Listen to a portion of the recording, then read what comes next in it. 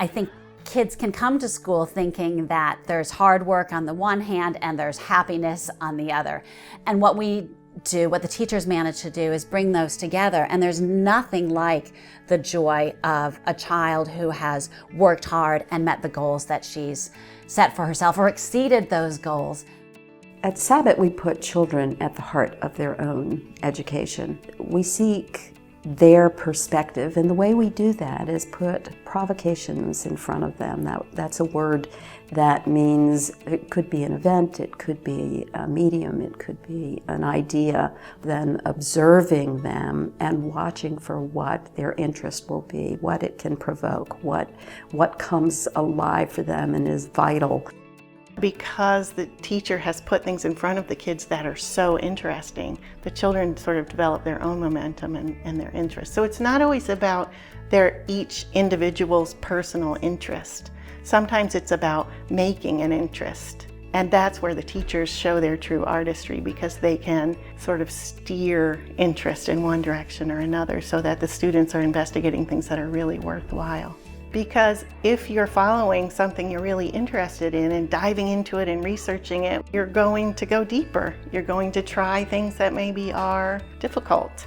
And if you do it in a social context, if you do it with a group, then even when it gets a little too hard for one child, the momentum of the other ones in the group will sort of pull them through those hard moments. And so it becomes this sort of push and pull. We're all going to get through this together. We're all going to make these discoveries together.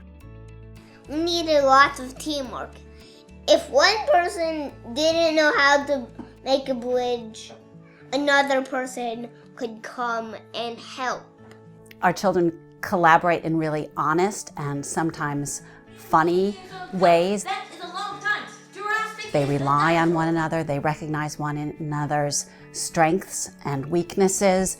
They take responsibility for one another, not only for their own learning, but for the learning of someone else. They know that ideas need to be tested. They know that ideas need to be reformed. They know that they need to reflect on what they've done and how they might do it differently. So it's a very process-oriented approach. The bottom line is that we're teaching children how to learn. So what's happening to the light then? Sort of like shifting around, like Oh. and it's making these rainbows. You know, as somebody who loves to know stuff and has, over the years, has picked up a whole load of information, it's really fun sharing, you know, how things work.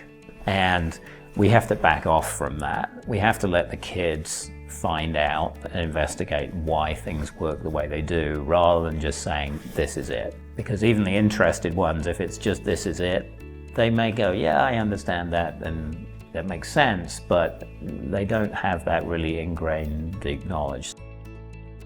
What we're going for here is understanding, a real true knowing of something. If it's true knowledge or true understanding, then that will be something you keep with you over time.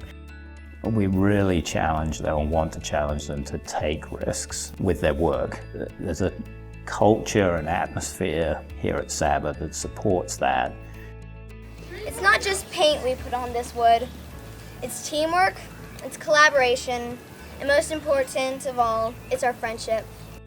They begin to realize that hard work has its own joy, and once that fire is lit, it burns on its own.